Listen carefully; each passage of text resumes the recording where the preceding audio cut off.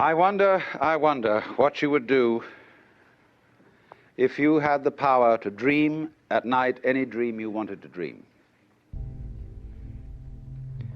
And you would, of course, be able to alter your time sense and slip, say, 75 years of subjective time into 8 hours of sleep. You would, I suppose, start out by fulfilling all your wishes. You could design for yourself what would be the most ecstatic life. Love affairs, banquets, dancing girls, wonderful journeys, gardens, music beyond belief.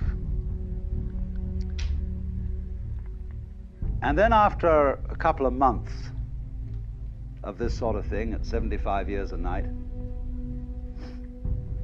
you would be getting a little taste for something different. And you would move over to an adventurous dimension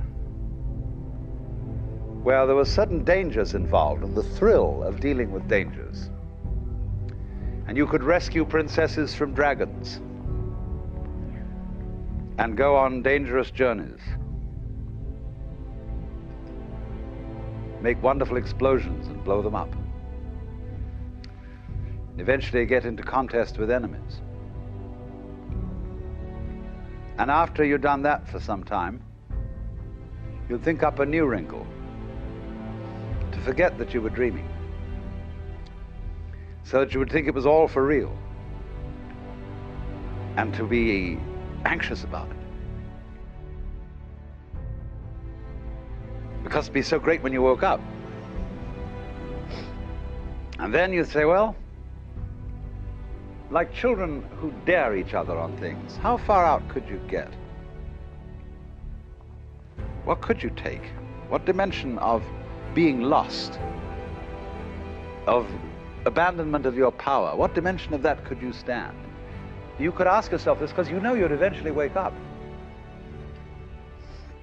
And after you'd gone on doing this, you see, for some time, you would suddenly find yourselves sitting around in this room with all your personal involvements, problems, etc., talking with me.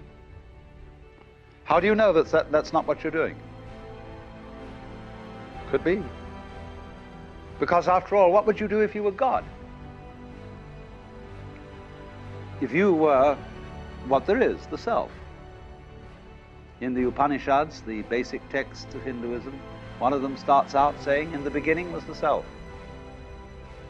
And looking around, it said, I am. And thus it is that everyone to this day, when asked who is there, says it is I, and thereafter gives whatever particular name he may have. For if you were God,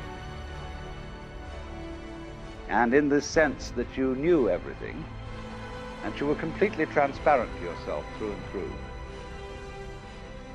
you would be bored.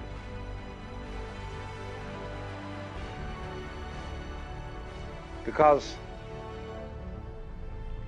if, looking at it from another way, we push technology to its furthest possible development, and we had, instead of a dial telephone on one's desk, a more complex system of buttons, and one touch beep would give you anything you wanted, Aladdin's lamp, you would eventually have to introduce a button labeled surprise. Because all perfectly known futures, as I pointed out, are past. They have happened, virtually. It is only the true future is a surprise. So if you were God, you would say to yourself, man, get lost.